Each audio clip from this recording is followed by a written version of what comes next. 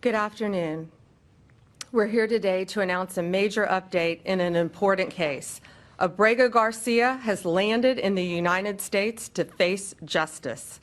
On May 21st, a grand jury in the Middle District of Tennessee returned a sealed indictment charging Abrego Garcia with alien smuggling and conspiracy to commit alien smuggling in violation of Title 8 U.S.C. 1324.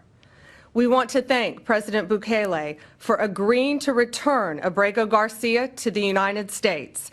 Our government presented El Salvador with an arrest warrant, and they agreed to return him to our country.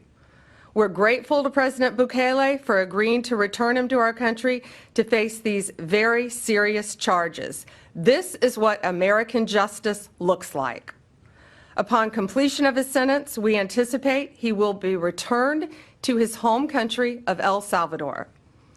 The grand jury found that over the past 9 years, Abrego Garcia has played a significant role in an alien smuggling ring. They found this was his full-time job, not a contractor. He was a smuggler of humans and children and women. He made over 100 trips, the grand jury found, smuggling people throughout our country, MS-13 members, violent gang terrorist organization members throughout our country. Thousands of illegal aliens were smuggled. This is especially disturbing because Abrego Garcia is also alleged with transporting minor children. The defendant traded the innocence of minor children for profit. There are even more disturbing facts that the grand jury uncovered. It is alleged this defendant is part of the same smuggling ring responsible for the death of more than 50 migrants in 2021 after the tractor trailer overturned in Mexico. This is part of that same ring. The defendant abused undocumented alien females, according to co-conspirators who were under his control while transporting them throughout our country.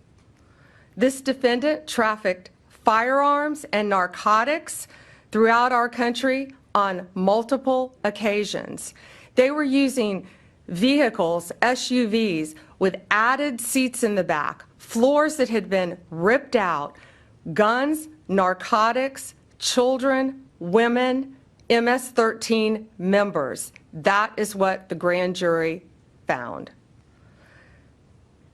A co-conspirator alleged that the defendant solicited nude photographs and videos of a minor. A co-conspirator also alleges the defendant played a role in the murder of a rival gang member's mother. These facts demonstrate Abrego Garcia is a danger to our community. We want to thank the Department of Homeland Security, the FBI, our state and local partners, our acting U.S. Attorney Robert McGuire, and prosecutors from the Joint Task Force Vulcan. Questions? Attorney General, the traffic stop that we've seen video of from Tennessee, where Abrego Garcia was first identified by the local authorities, at the time, the Homeland Security Department declined to take custody of him. What has happened in between that time and in between the time that the government has been arguing that he was not returnable from El Salvador? What has happened since in this investigation that brought you here? Yes, the question was in 2021, there was the traffic stop. And what has changed since then? What has changed is Donald Trump is now president of the United States and our borders are again secure. And thanks to the bright light that has been shined on Abrego Garcia, this investigation continued with actually amazing police work. And we were able to track this case and stop this international smuggling ring from continuing. But these were recently found facts, right? Yes, okay. Recently found facts. To that point, can you just explain when this investigation was opened? The investigation in Tennessee, can you say when that investigation was opened? Well, the grand jury indicted on May 21st. This investigation has been ongoing. This case has been hotly debated here in Washington. In your mind, does this resolve that issue in terms of his deportation? And should this be seen in any way as complying with the judge's order to return him to the U.S. and the Supreme Court ruling that the U.S. government should facilitate his return? There's a big difference between what the state of play was before the indictment and after the indictment.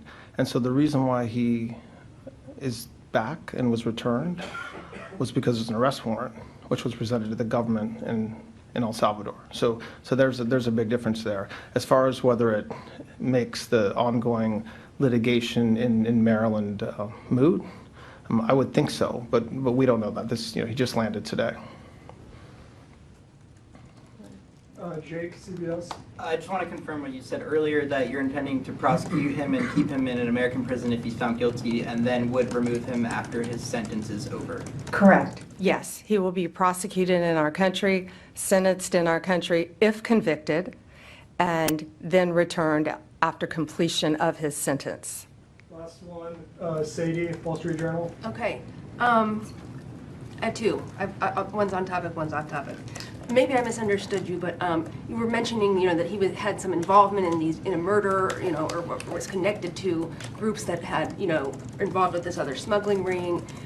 But to be clear, the only charges he's facing right now are the, human smuggling charges. Just that's the one offense. But the other things that you have talked about are not actually in the indictment? No, co-conspirators allege that, and we were clear to say that. He is charged with, it's not only very serious charges of alien smuggling.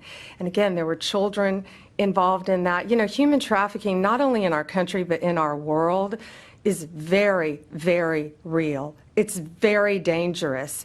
And as you saw recently in Virginia, the arrest we made of the MS-13 member, unrelated to this, we learned at that press conference, that's where they bring young children into our country and they start grooming them at middle school age to become MS-13 full-fledged members, commit violent crimes throughout our country. It is highly organized. It is very dangerous.